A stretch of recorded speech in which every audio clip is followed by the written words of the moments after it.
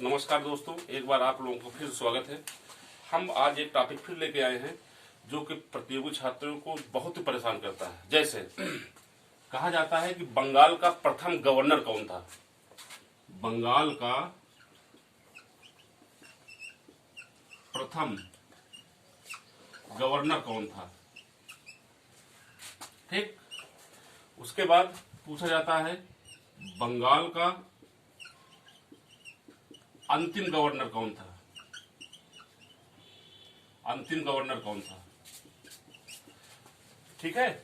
उसके बाद पूछा जाता है बंगाल का पहला गवर्नर जनरल कौन था, ठीक। उसके बाद पूछा जाता है बंगाल का अंतिम गवर्नर जनरल कौन था।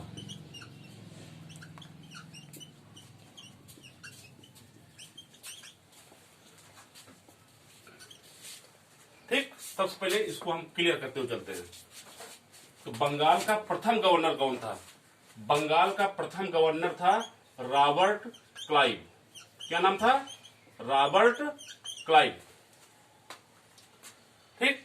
उसके बाद पूछा जाता है बंगाल का अंतिम गवर्नर कौन था। बंगाल का अंतिम गवर्नर था वॉरेन हेस्टिंग्स। क्या नाम था? Warren Hastings. फिर उसके बाद 1773 में एक रेगुलेटिंग एक्ट आया था जिसमें कहा गया था कि बंगाल का जो गवर्नर होगा उसको बंगाल का गवर्नर जनरल कहा जाएगा। इसलिए कहा गया है कि बंगाल का पहला गवर्नर जनरल किसको कहा गया? वॉरेन हेस्टिंग्स को। इसको कहा गया है वॉरेन हेस्टिंग्स को, क्योंकि जो रेगुलेटिंग एक्ट जो पारित हुआ था उस समय बंगाल का गवर्नर कौन था? वॉरेन हेस्टिंग्स था, ठीक। उसके बाद कहा गया है कि बंगाल का अंतिम गवर्नर कौन था। बंगाल का अंतिम गवर्नर था लॉर्ड विलियम बेंटिंक, ठीक है। फिर उसके बाद जो बंगाल का गवर्नर जनरल कहा जाता था उसको पूरे भारत का गवर्नर जनरल कहा जाने लगा। जैसे क्वेश्चन क्या पूछता है कि भारत का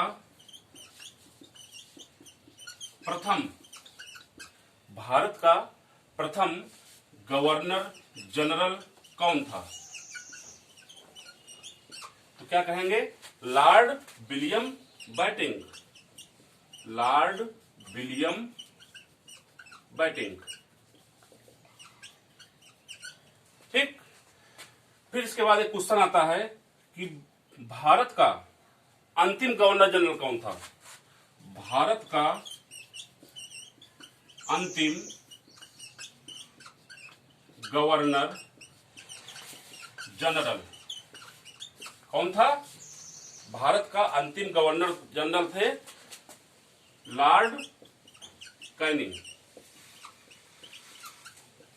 क्या नाम था? Lord Canning. फिर एक क्वेश्चन आता है कि भारत का प्रथम वायसराय किसे कहा जाता है। भारत का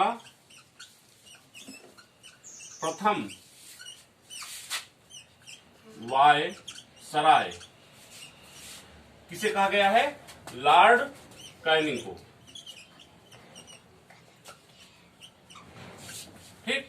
तो ये एक छोटा सा टॉपिक है जिसपे प्रतियोगी छात्रों को हमेशा समस्या रहती है। इसको मैंने दूर करने का पूरा प्रयास किया है और मुझे ऐसा लग रहा है कि ये आप लोगों को जो मैंने बताया ये पूरी तरह से समझ में आया होगा। इसलिए दोस्तों इसको आप समझिए और इसको अच्छे से इसको रिवाइज कीजिए। Okay, thank you.